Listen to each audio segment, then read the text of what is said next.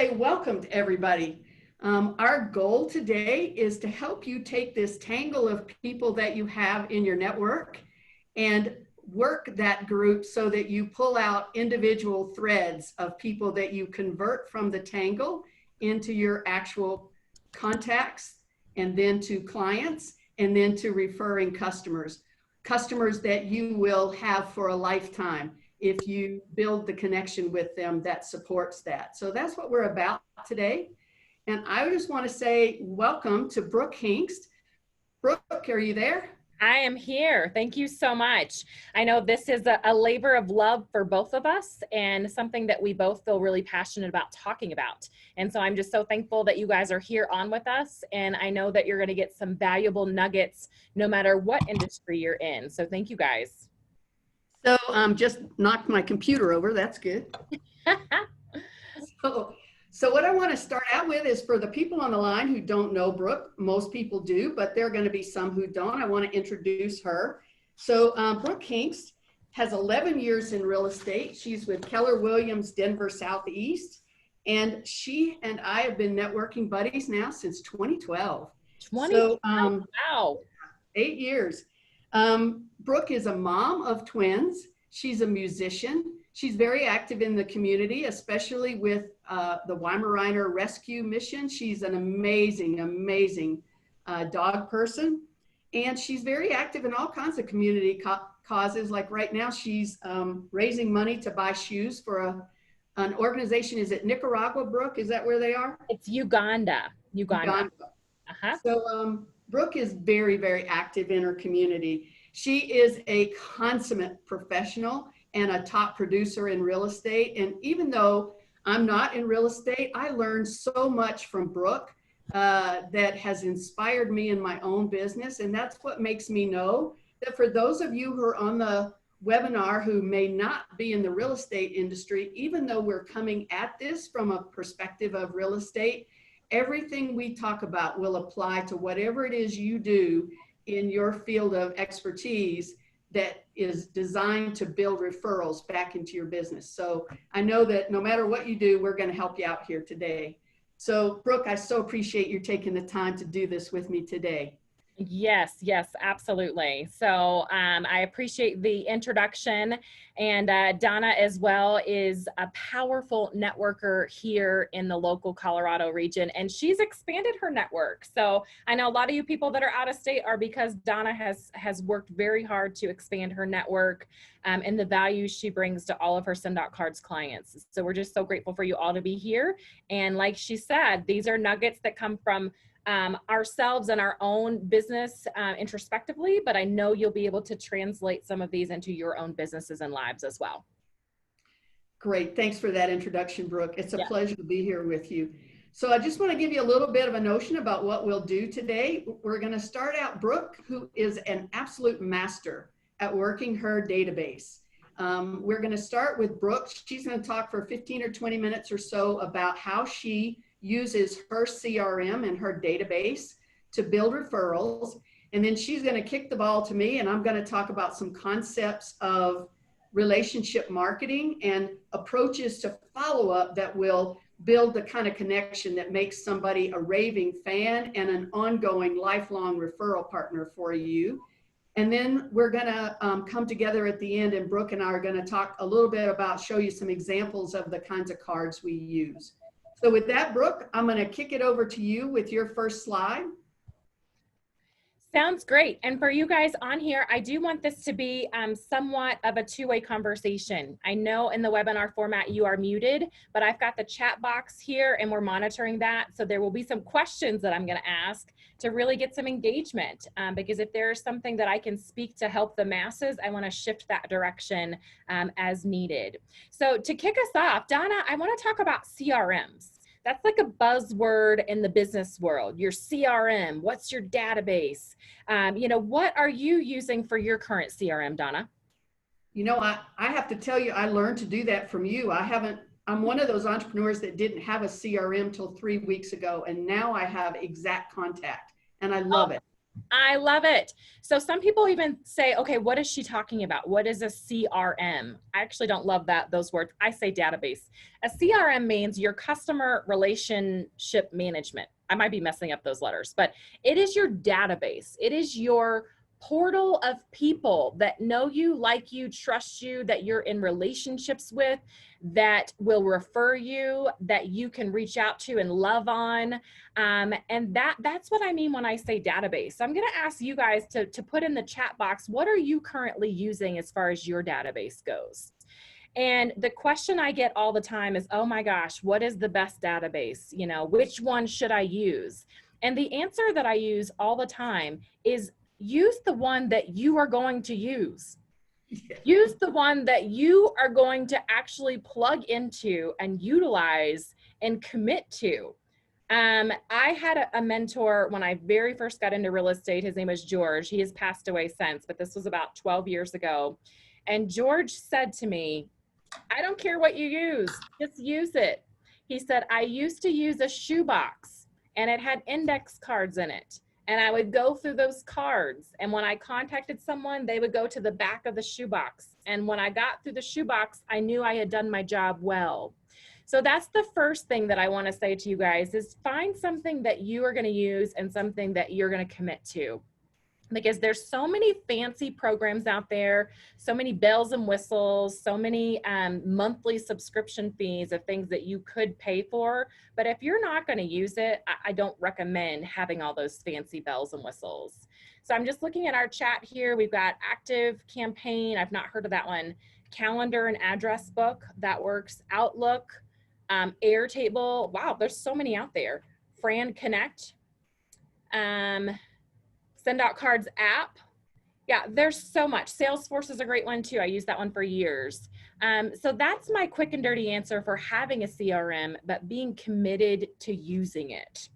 So I want to just dive into lead generation because this is a word that some people, you know, they hear it and they think, oh gosh, it's so daunting. Oh, I don't want to do it. Oh, I have phone phobia. You know, there's so many negative connotations around lead generation. But the truth of the matter is that we all have to lead generate in order to have clients that fill our pipeline in order to do business.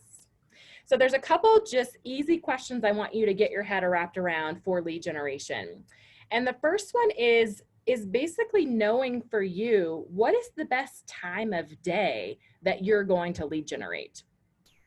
For me, it's in the mornings, but knowing that that time is devoted, it is scheduled on the calendar, that it's only rescheduled if something urgent, life-threatening, a client, you know, needs you, your house is on fire, literally. That's the only way that time gets moved. For me, that's morning. And that time is pretty non-negotiable, again, unless there is something urgent. And if there is something urgent, that time needs to be rescheduled in my day so that I can fully commit to that activity daily. It's like a muscle. I know Jonathan is on here. He's one of my trainers that I've worked with in the past. We have to exercise that muscle for it to improve. And so having it on your calendar day in and day out and actually doing it is what we have to do to start exercising that muscle to develop some consistency within the habit. We're developing a habit that fuels our business and ultimately fuels our life. So the next thing I say is identifying your key targets. We can say we're going to lead gen, but what does that mean? Does that mean you're just sitting at your desk scrolling social media? Does that mean you are going through your phone at random calling people? We really need to identify who is our target audience. Who are we calling? So for me, most of that is geared towards my database. There's some expired and withdrawn listing lists that we subscribe to that I can call as well. But just identifying that and having a clear plan of who you're going to call is hugely important. And then the next part is setting up the call list. Raise your hand if you have phone phobia. I can't see you all. No. Okay, Donna, thank you. Thank you for being honest. I can't see all the faces because we got the screen share. All right, thanks for being honest. I so appreciate you guys. There's a lot of phone phobia where we sit down to make a call And I know I've had it before. I'm fine. I'm pretty brave on the phone these days, but it's taken a decade. But there used to be a time that I would sit there and think, oh, I don't want to call that person. Oh, I just want to call Susan because she's really fun to talk to. Oh, no, I just, that person might not want to hear from me. I don't want to bug them. We have to get over that. It's not necessarily cold calling. I say that I am so blessed that I get to walk into my office and I get to love on my people every day. That is what a phone call is for me. And even if it is a cold call, even if you're calling lists of people that you don't know, which is what I classify a cold call, there's always some item of value that you're bringing to those people. And if you're bringing it to them in a loving way, it is warm calling to me, even though it might be a cold call list. So those are the three things I would say as far as truly getting organized and wrapping your head around, how am I going to do my lead gen? When am I going to do it? And what am I doing for that time? Maybe in your industry, it's not phone calls. Maybe it's, sending out note cards. Maybe it's preparing a mailer that's going to go out. Maybe it is some social media activity that you've had success with. So identify what are the tasks that you have identified as a lead generation task. And for me, it's always been phone calls, and that's just been the heartbeat of my business, because I'm very relational and I like to be belly to belly, but when I can't be belly to belly with 30 people, I want to be voice to voice with them in that day. So Brooke, tell people how many calls you make a quarter. When you told me this, I was so impressed. So I will say I'm actually doubling down on my calls, but my numbers were structured for 50 a week in the beginning. And so if you take 50 times 4, that's 200 a month, times 3 months, that's 600. But I'm currently doubling down. So I'm making about 1,200 phone calls each quarter. So what I want to ask you guys is, if phone calls scare, you to death, and that's not something that you're able to do comfortably, I tell new agents and new people in business that are figuring out what their marketing plan is, what is their lead gen activity, maybe for you, sitting down and making 50 phone calls at a time is daunting. Maybe that's something that you're probably never going to work up to, but you know what? You can make 10 and still create an impact. And you can make 10 more the next day. And then you can make 10 more the next day. And where I've done 50 in a day, you can make 50 in a week and still have some amazing progress in the relationships that you're building through those phone calls. Okay, guys? So I had another question for you guys. How are you currently getting your business? What is your best lead source right now? If you'll type that in the chat box, I would love to kind of hear that and see if there's anything that I can help you with.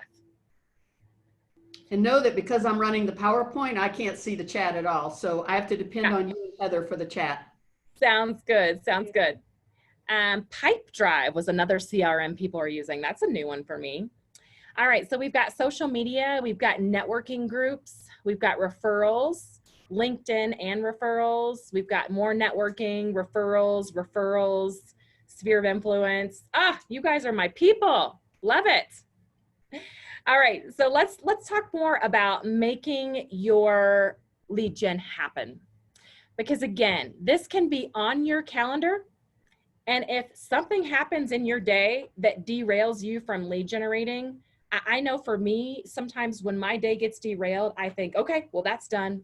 I've wasted the day. I'll have to do it tomorrow. So really, we have to find ways to protect that coveted amount of time. So we're going to talk about blocking your time on your calendar. I'm going back to that. I know I mentioned it, but it's so important, guys.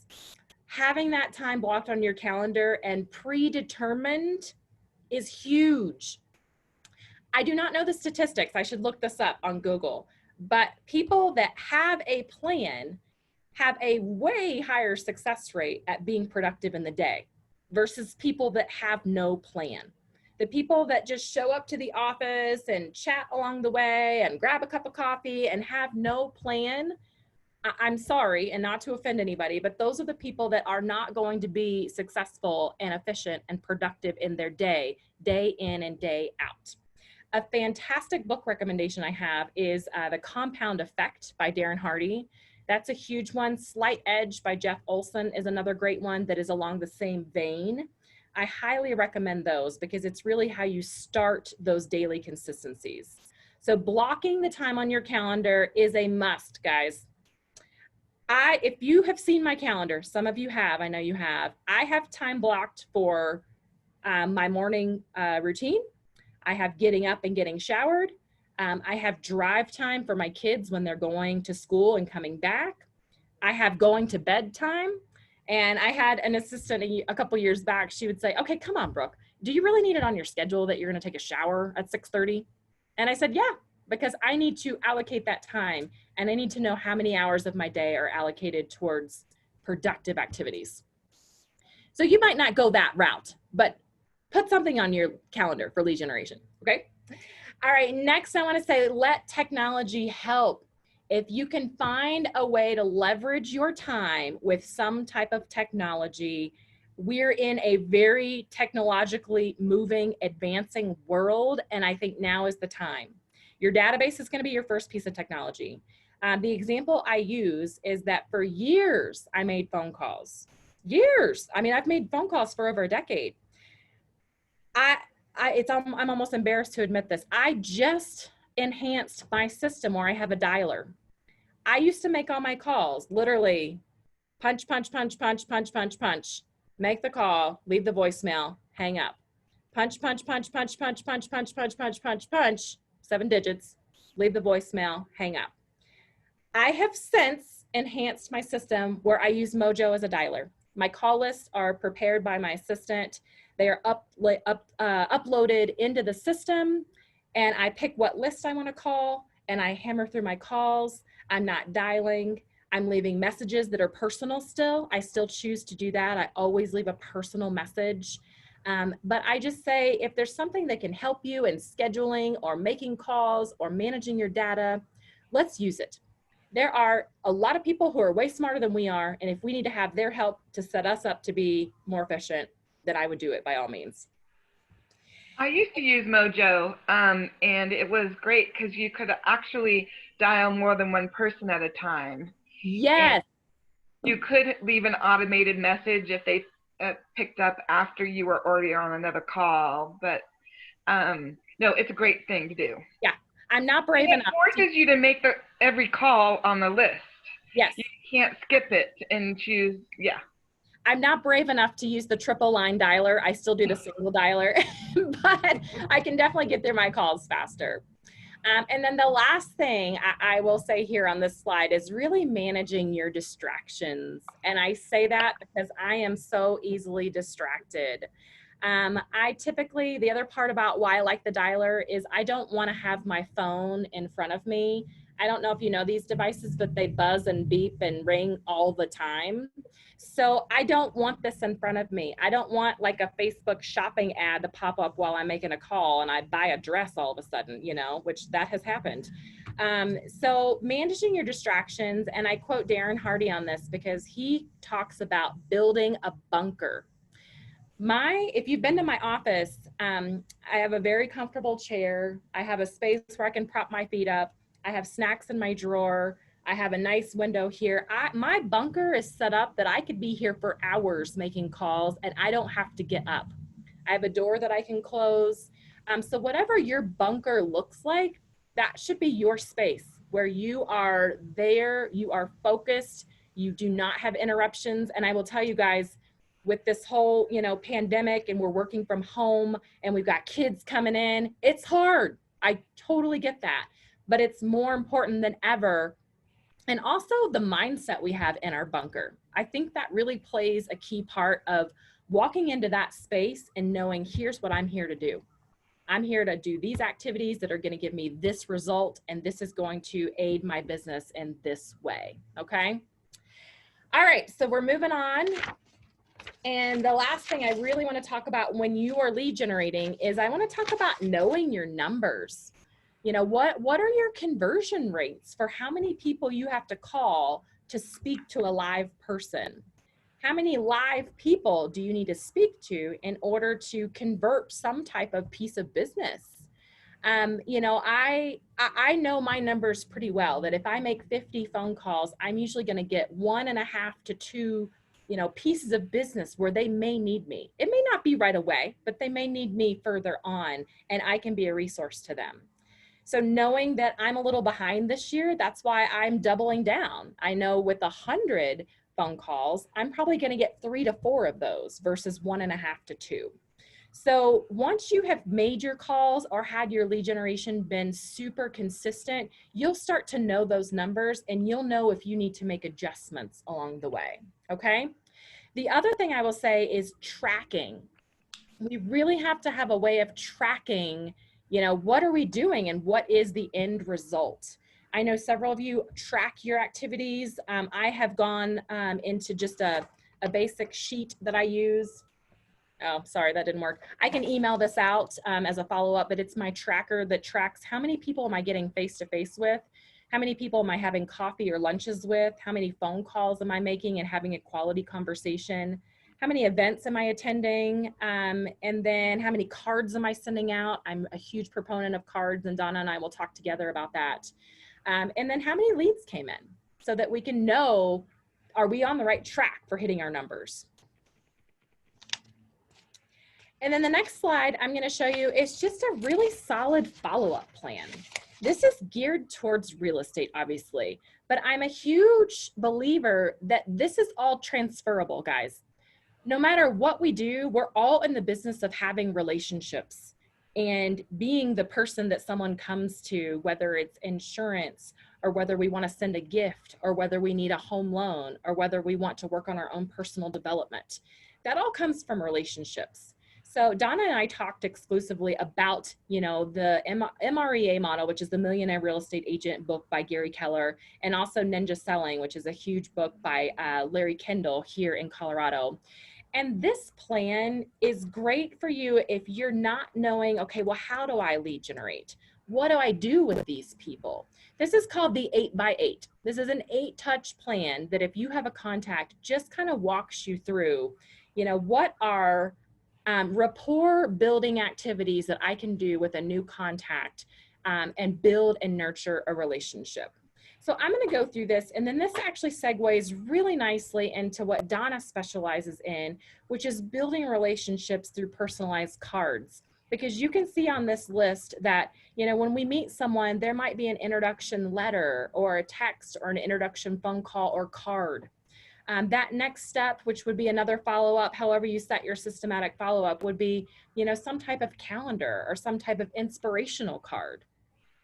And then that next item of follow-up would be something of value that relates to, you know, your industry. It could be inspirational or it could be market-driven, statistic-driven, data-driven. And then that next step, which I love the most, are the phone calls. Just putting that voice to another voice, because really, the days of emailing people, you know, we get so many emails. You cannot build rapport by sending an email, but cards, face-to-face, and phone calls are definitely, you know, such valuable steps in building those relationships. And then 5, 6, 7, and 8 are really about just staying top of mind, you know, sending out a report of what's going on in your industry, giving them an educational tip of the trade, some type of promotional item or a goodie, maybe some brownies. People love those.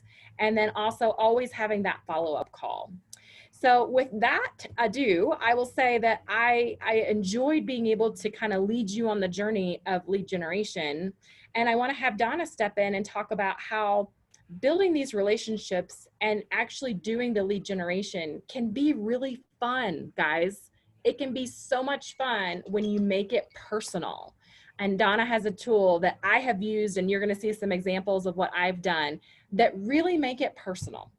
So thank you so much, and we'll take some questions at the end. So if you've got something that you've got a burning question about, we'll be able to answer that at the end. Great conversation, Brooke. I always learn from you. And I want to draw what you said together with these 2 books. While they're about real estate, I have taken great value in my send out cards business from both books. And I'm working to design an 8x8 for, like, if I have a prospect and send out cards, what would be my 8 touches for that prospect and send out cards? exactly, you know, how many phone calls, how many texts, how many cards, and at what interval. So in these two books, it's 8 touches in 8 weeks. Maybe I would do 8 weeks, and maybe I might do it shorter than that. So each person in their own industry, I would recommend you come up with your own 8x8 system for both prospects and for your clients. So thanks very much, Brooke. I love that. All right. One thing, Donna, what I love about that 8x8 is that you could truly make it personal. Make it you. Your 8x8 is going to be different from Donna's and different from mine. So make it about you. Absolutely. It is your personality that they're going to want to connect with. So I've been in Send Out Cards 10 years, and I have sent almost 11,000 cards. So I truly know the ins and outs of not only the techniques of how to create the cards, but the strategies of how to make those cards count. And for me, making that card count is when it touches someone.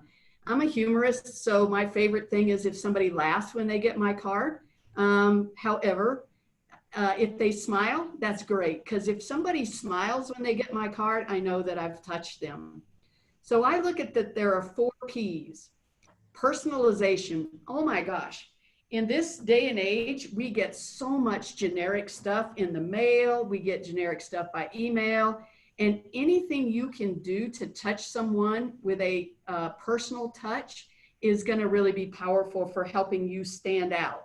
And in order to do that, you have to build personal connections. So I talk to people on occasion who say, well, I don't really like to use Facebook. And they keep their business totally separate from their personal life in Facebook. Brooke, what have you found in terms of building connections in your personal Facebook page and how that might translate to business for you? People want to know you. And we've been monitoring our Facebook traffic and engagement. And my assistant always laughs. She says, you know, we put the real estate up, you know, the real estate articles, the things that your agent would typically say. But she says, when I put you up there, people like that more. So they want to know you guys. There's nothing to hide. We are who we are. And they want to know you. They want to know you. They want to know who they're getting more than just an insurance person or a realtor or a legal person. They want to know a little bit about who you are, the substance of you. So I really recommend that you do what you can to build a personal presence in social media, and that you translate that personal presence into your touches for your clients. The second P is photos. Oh my gosh. A photo, what do they say? A photo's worth 1,000 words. It is powerful when somebody sees their picture. And we don't have our pictures unless we delve into our phones or our computers. So when you send somebody something with their picture on it, they will save it, they'll share it, they'll say, look what my car guy sent me, or look what my realtor sent me. They'll share it with people, and guarantee you, you'll find it displayed in their home at some point. The third P is presence with value. So, you know, everybody talks about being top of mind, but in this day and age, it's more about being top of mind with value. And you can provide value in a lot of different ways. You know, brownies are a value, coupons are a value, restaurant gift certificates are a value, but I want to suggest that the value that you don't get anywhere else is recognition, appreciation, and acknowledgement. And when you value someone in your network or your client base by recognizing them, letting them know that you see what they're doing and you're proud of them or excited for them, sometimes you're sad for them. Brooke has gotten a number of those cards from me where she's had to let go of a dog. So sometimes you're sad, but it's that value that you bring in acknowledging what's going on in someone else's life is powerful, powerful, powerful for building a foundation of a relationship. And then I want to capitalize on what Brooke said about persistence. I have 2 stories for you. We have a chiropractor in our networking group, the group Brooke and I share, who sends birthday cards to all her clients. And she recently had a client who got a birthday card. She had not seen this person for 7 years, and the birthday card brought them back in. That's a pretty powerful birthday card right there. And then just yesterday on Facebook, there was a post from one of my Send Out Cards buddies. He had a client who sent birthday cards to his past clients, and he got a call from one of them that said, nobody else sends me birthday cards. I'm transferring my business back to you. So a simple birthday card, which could be as low as $1.86 per card, can be a very powerful business builder for you. Can I just say, Donna, I think the art of birthday cards has been lost. And I think this is such a huge thing that we do as well. And it's just as special for me when I get the text that says, oh my gosh, I can't believe you sent me a birthday card. Thank you. I love that. Thanks, Brooke. And there are people that will print their birthday list off. And in addition to sending them a card, they'll text them. Yeah. Like I have several little YouTube clips of happy birthday that I will text to people on their birthday. So, you know, you can touch people of a variety of different ways that are will make that birthday special for them. Let them know you remember them. So I want to talk about relationship marketing. In 2015, when I started working in the realm of relationship marketing, that wasn't such a big term. Now it's kind of a buzzword. And what it means is that you are marketing by building a relationship. So relationship comes first. And Cody Bateman has published this book, The Power of Human Connection, which lays out the philosophy and the principles behind how do you put yourself out in the market in a way that builds the relationships that you want to build. And anybody that wants a copy of that book, put your name in the chat and I'll get you a free copy of that book. So the principles I would take out of that for us in business is, one, balance your search for leads with your attention to connections. You know, a lot of people get so busy chasing leads and networking and making new contacts that they lose track of maintaining the connections with their existing contacts. I know I've gotten stuck in that a number of times where I just get so busy networking that all of a sudden I realize there are people in my contact or my customer group that I haven't communicated with in months. So it's just something to be aware of. Next, I would say cast a wide net. A lot of people I talk to say, well, I don't need to do that because I don't have that many clients. I only have 10 clients or I only have 20 clients. Well, when you're in business, you want way more than just your clients to know what you're doing. So Brooke, I know through your social media and the various things you do is in the community, you reach out to people in the schools, you reach out to people in the Weimaraner community. You know, you cast a wide net in terms of who you want to stay connected with. And that's a lesson that I think all networkers could learn to do, is to think more broadly than just your current clients. The thing I'll add to that, Donna, I love that point because it's so true. And I feel like I just kind of organically did that. But you just follow your interest. You follow your tribe. You know, I always tell people you don't go to church to get business. You go to get spiritually, you know, connected. And for me, that's worked so well because I followed my passions and my tribes and the organizations that I feel strongly about. And then those relationships have just been fruitful for business as well. And what I would say for those of us, again, in business, in terms of thinking about who that might be for you, I'm going to read my little list here so I don't forget anybody, but it could be vendors that you work with. So if you're in real estate, it could be your closers, your home inspectors, the mortgage lenders that you work with. It could be services you use, lawn care, who cuts your hair, who paints for you, who's the barista that you go to at Starbucks every day. One of the categories I would put here is unsung service providers. If you pay attention to the server at the restaurant you go to regularly or the barista at Starbucks, you just never know when you might get a referral from or a client from building that opportunity for them to see that you appreciate them and recognize them. And your network partners. Again, I get a lot of people who say, well, I don't need to send cards to them. I see them every week. There is a difference between seeing someone every week in a meeting and personally recognizing something that's going on in their life. So I find that that's an area that a lot of people kind of don't pay an adequate amount of attention to, is really staying in touch with their network. The fourth bullet, appreciation beats promotion. You don't have to really promote yourself if you appreciate people. So when you appreciate and recognize people, you will earn the referrals you get. You won't have to beg for them. They will come your way because you've appreciated people. And lastly, I would say special attention to people who refer to you.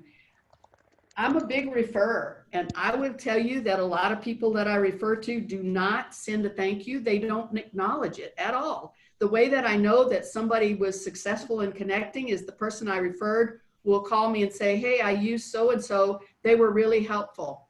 And I never hear from the person that I sent the business to. Now, you know the law of attraction, what we pay attention to grows. So if you want your referrals to grow, really pay attention to the people that send you referrals. What do you think, Brooke? I think that's so true. It goes to me, what you focus on expands, just like what you said. And it's so true. It's so true. Like when you're segmenting your people that you work with, maybe you have some people who've referred to you once or twice, and maybe you have people who've referred to you multiple times. Like there's somebody on this call that has referred to me multiple times, and he gets special attention from me because of that, Brian. So pay attention to the people that are sending you business. So next, I want to talk about past clients. And this is just an interesting story. It was on Facebook the end of last year. It's about a guy named John Oliver, who's a realtor who started in send out cards. And he sent out holiday cards to his past clients. And he got back a number of undeliverable cards. And when he added them up, he had lost $2.5 million in sales, which he estimates is about $75,000 in commission, because people he had previously sold to sold their house through another realtor. And so the two lessons I take from that are, one card a year is not enough. And I talk to a lot of people who say, oh, well, I send a Christmas card every year. One card a year is not enough. You would be way better off to spread your contacts out over the year than to send 2,500 cards at Christmas. And secondly, stay connected to those past clients. Don't lose track of them. Real estate has a particular challenge because there's such a long time between transactions in most cases. So you guys got to stay connected over years in order to make sure that you're the top of mind when they get ready to sell that house. And then the last thing I would say about that is send your touches at unexpected times. When you get in front of somebody at a time they least expect it, that will be powerful. What do you do with your past clients, Brooke? Are you just calling them, or what are you doing? No, they get, once they've closed, they're on a 4-card campaign that first year. So they're getting 4 cards. They get a quarterly phone call as well. They get invitations personally to our events. They get a real estate review on their home anniversary. And I think that's it. Okay, that's pretty good. They get our newsletter every month. We engage with them on social media. I mean, there's so many passive things that happen too, but they're getting a quarterly phone call from me. They're getting a personal invite to events, and they're getting cards too. That's a lot, because I've talked to people who have no contact at all with their past clients. Yeah. So this list comes from my good friend, Gail Zintek, who's a very successful realtor in Michigan. 15 uses of send out cards for realtors. And really, I know we've got some non-realtors on the call, and there's nothing in here that wouldn't apply across the board. Nice to meet you, a listing appointment, prospects, referral thank yous, anniversary and birthday reminders, closing gifts, acknowledge life events, open houses, thank you after a transaction, holiday cards. And then those 3 that have DCS, that's my initials, I added those to Gail's list. Multi-touch campaigns, which Brooke just mentioned, we call those set it and forget it. So you spend maybe an hour putting that campaign together, and then you come back to your office after a transaction and say, send Donna the 2020 post-transaction campaign. And I hear from you with a very personal card that reflects your personality and what you love and what you know about me over the next year. Build a reconnection campaign for your past clients. Maybe you're new to send out cards, and maybe you haven't touched somebody that you closed in 2016 or 2017. I would say build a 2 or 3 card campaign to reach out to those people that you closed in the past. And if some of those get returned for you, that's a good time to call them and have a conversation. You might have sellers and buyers who have a delayed decision. You meet with them and they say, hey, we're for sure going to sell, but we don't want to do it until January of next year. And so you need a way to stay in touch with them over that period of time while they're delaying that decision. And then I've already talked about networking partners and vendors. So there's lots of opportunity. Anything you'd add, Brooke? I see you shaking. Yeah. What I love about this slide is the header that it says a habits. It's a habit, you know, even sending a card and showing gratitude is a habit. And one thing I got from Donna several years back is the 30-day gratitude challenge that I did a couple months back, where you're basically sending a gratitude card every single day. It goes back to developing that muscle and that habit of showing gratitude. So I love that. Good. You reminded me, you triggered me to think this bullet here about closing gifts. One of the other concepts that we talk about is sending cards to people prior to the closing, the thank you card prior to the closing, because when they go to closing, they're off on a new chapter. They're ready to go do their house. They're ready to go move to the next place. And their energy is moving in a different direction. So people in new construction even will send cards throughout the construction process to say, hey, here's what your house is looking like today. Hey, we did the bathroom today. We did the rec room. We did the deck. So they'll send cards throughout the process. And so I would recommend thinking about that with your clients as well, is what is the length of the process? And are there points throughout that process that you could acknowledge with a card? One of my favorites, Donna, that we send is as soon as someone goes under contract, they get a card that says, hey, congratulations, go have a Starbucks on us. We've got the heavy lifting from here. It's unexpected. You know, they're so excited in that moment. And so we feel like that's a really powerful touch point. Cool. So the next thing I was going to do is show you how to send a card on your phone. And as Brooke well knows, we practiced this twice and it worked just fine. However, it's not working right now. So no. I know. Can we send the link still though, where people can get that link and send a card if they want? Yep, we can do that. Okay. So I'm not sure how to make that work. So we'll have to skip that and go to the next slide, which is that habit that Brooke talked about. And let's see from the current slide. And we can just follow up personally as well and help anybody that wants to send a card. We'll follow up with you guys. So what I would say is that about 80% of the cards I send from my phone and or my iPad. And I do that because it's so easy to grab a picture from Facebook, put it on the front of the card. I voice dictate the message into the card. And so literally I can get a very personal and meaningful and unexpected card off to someone in a matter of a minute and a half or 2 minutes.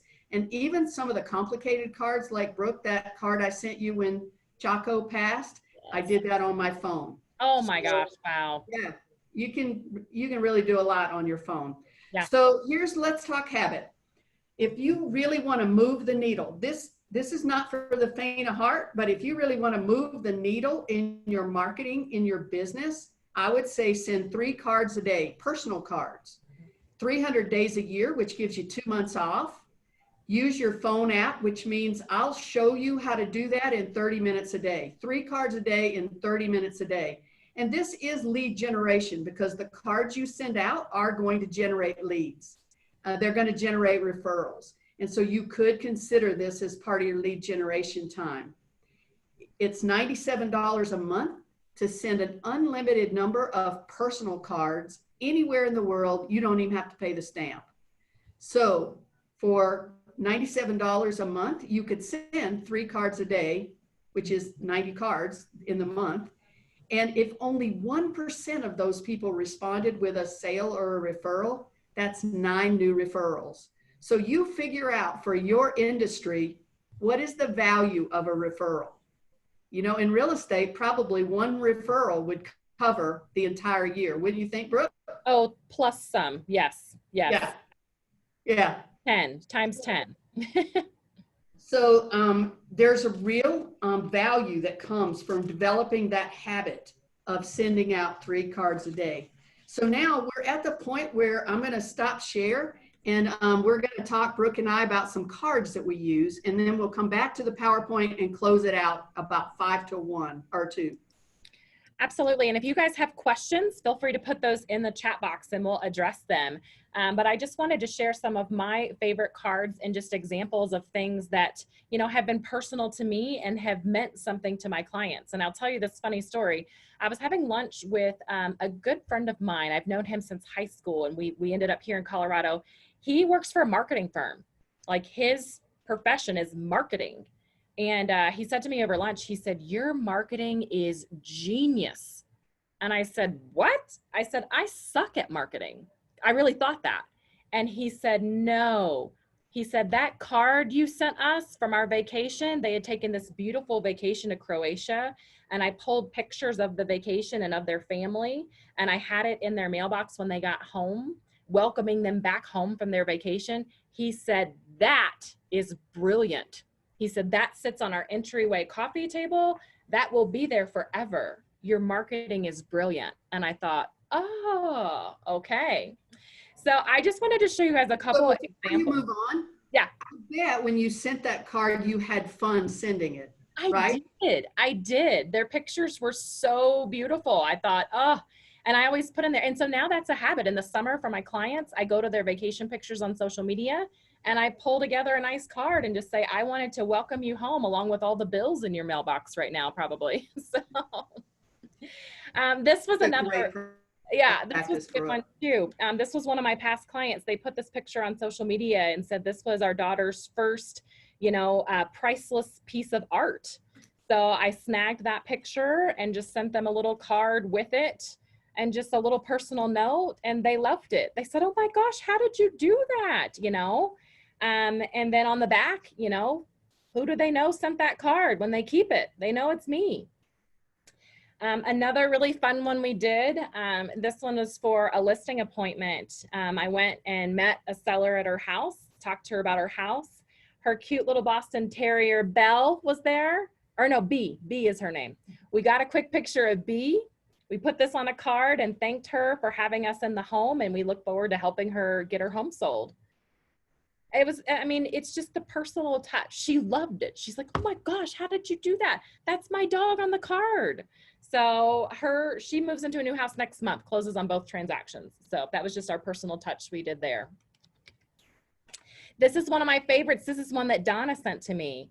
Just the idea of just a personal card, live life in full bloom. That just brightened my day. I send this out to a lot of just friends and past clients when they need just a little pick me up, or I'm thinking about them.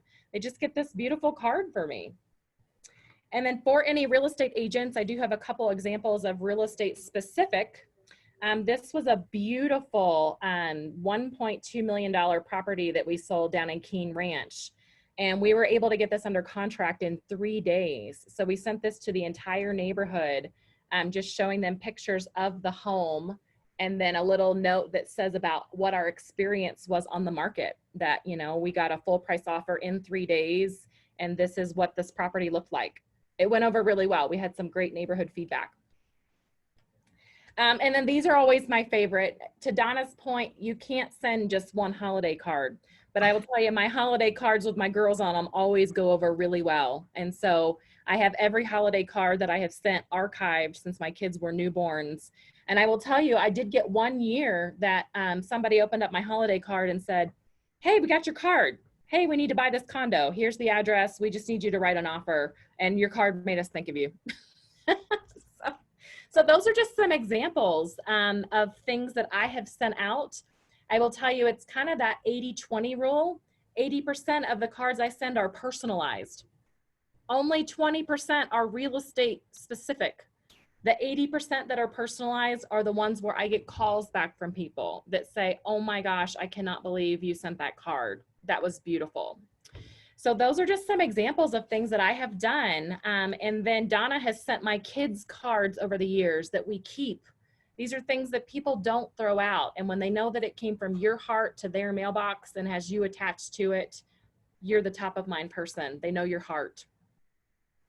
Those are great examples, Brooke. I love that you use it, and you've found some really creative ways to use it. I want to tell you a mortgage story, and then I want to show you our big card.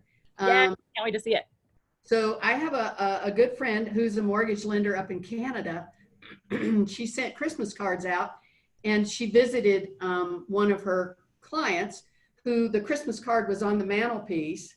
And when the next door neighbor came over and saw the Christmas card on the mantelpiece and flipped it over, she said, "Oh, we're getting ready to sell our home. We need a mortgage lender."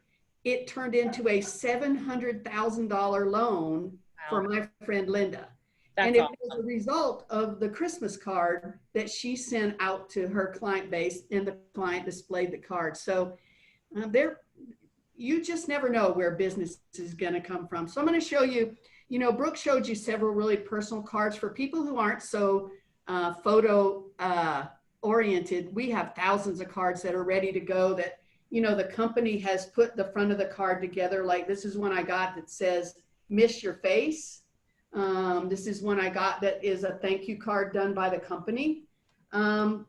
However, I really like putting pictures on the front. So like Brooke said, figure out your sphere and focus there. I'm a vet, so I send a lot of Veterans Day cards. And for Memorial Day, I ask for people to let me know if they knew a World War II veteran that I could send a brownie card to.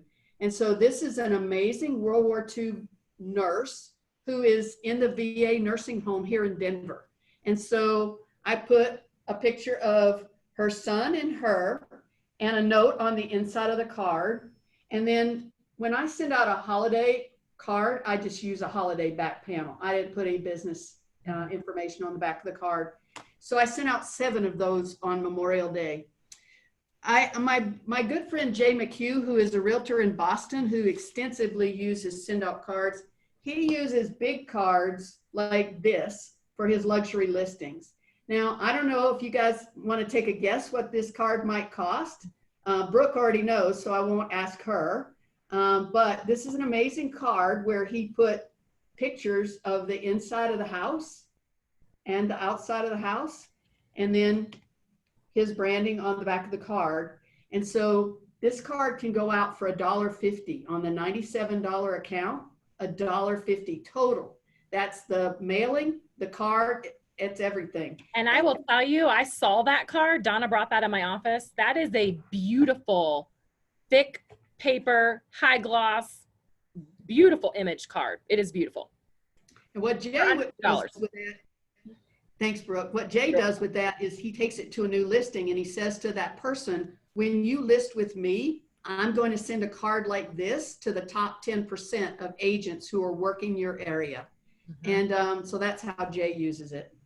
Now, Brooke mentioned the vacation. Have you done a vacation card on a big card yet, Brooke?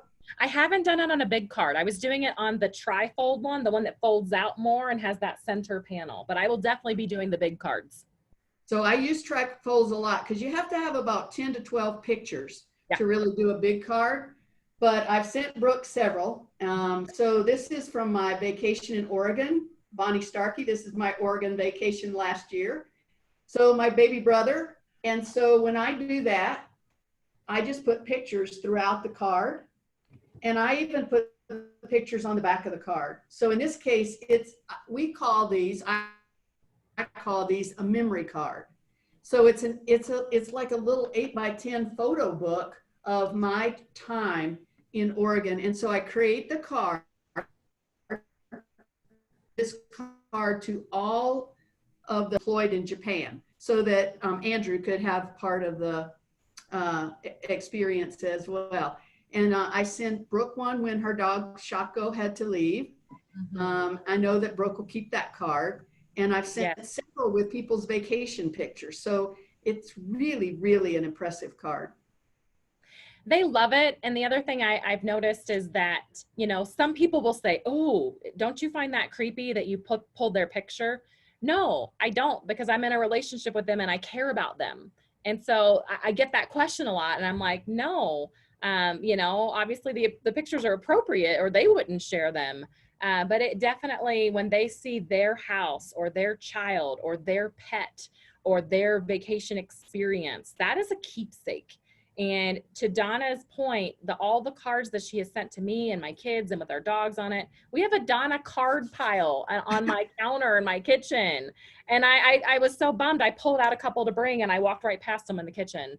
But we literally have a Donna card pile that we'll keep forever because they're mementos, they're treasures. Well, and they'll be your history without Yeah. having to open your phone. And Right. you do make it easy. You post some amazing pictures on Facebook. I get really frustrated when I want to send a card to someone and I don't have any way to find a picture of them. Oh, yeah. So that's frustrating for me. You mentioned a 3-panel card. I thought I'd show people one. So this is an organization I was part of that did a gathering last September. And so I took pictures of all the people at it, and you get 3 panels of the card to put pictures in. And then you get a flap, which I chose to put the note on the flap. And then you can use the back panel for more pictures. In this case, I put my branding on it. But what's nice is I create the card once, and with one click, I sent it to all 8 people that were there at that event. Now, those were not personal cards that would be included in the $97 subscription. So the $97 is for a card that you create one time for one individual, and you send it to Brooke or whomever you send it to. And you can do as many of those as you like during the month. And then when you do cards like this, where you send it to more than one person, there's different price for those cards. And anybody who's interested in more information about that, I'll be glad to get that to you. So Brooke, we've got about 3 minutes. I don't know if Heather's seen any questions we need to answer. You know, we haven't seen any specific questions. So definitely if there's something on your mind that we can answer here in the last couple minutes, put it in the chat box. The last thing that I wanted to point out is just, you know, all of this is a follow-up tool. And truly the fortune is in our follow-up skills. And so this just ends up being a very personalized follow-up tool that people can relate to and that people will thank you for in the end, and ultimately know that you do business in a way that's different from everybody else. So I'd say that to you, the fortune is totally in the follow-up, and this is simply a tool that can help you personalize your follow-up. That's a great summarization, Brooke, and it's so true. So can you see my screen now with the PowerPoint slide? We can. And then there is one quick question that came up. I'm going to say real quick, how may I pass this video along to my boss, please and thank you. Dana, I'm pretty sure we have your email, right? We have Dana's email. We'll get the replay to you, okay? We'll email it out. All right. So I know we have some other Send Out Cards affiliates on the call, and we may have some of their customers with us. So if you're here because another Send Out Card affiliate invited you, contact them and they will help you get set up to send a free card. If you were invited by Brooke, or you found us on Nextdoor or Facebook or someplace like that, and you don't have a Send Out Cards contact, contact Brooke and we will set you up to send a free card. You can do that by going to sendoutcards.com/sellwithbrooke, and you'll see where you can send a free card, or you can contact us and we'll reach out to you. And then the last thing I want to say real quickly is we have an amazing event coming up in September the 9th and 10th. It's a virtual relationship marketing summit. This is being hosted by Send Out Cards, but it is not a pitch for Send Out Cards. It is an educational program about the principles and strategies of relationship marketing. How do you build relationships?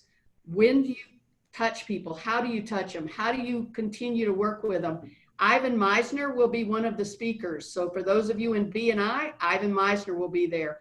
I went to this last year. I saw James Muir and Mark Hunter. Oh my gosh, those 2 presentations right there impacted my sales over the next few months, and they're back again. And then we're going to have realtors like Gail Zintek and Jay McHugh. So that's a really amazing event for anybody who wants to learn a little bit more about relationship marketing. So that being said, I'm going to stop sharing.